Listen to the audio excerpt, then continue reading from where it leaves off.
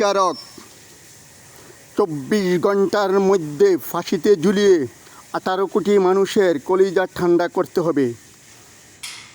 ১,৪৭,৪৭০ বর্গ কিলোমিটারে এদেশে একটি চেয়ারে বসে আপনি সেই দর্শনকারীদের মৃত্যুদণ্ড কার্যকর করুন।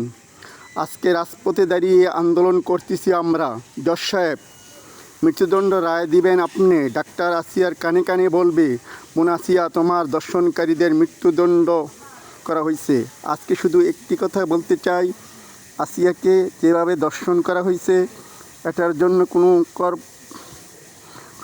এটার জন্য তদন্ত করবার দরকার নাই।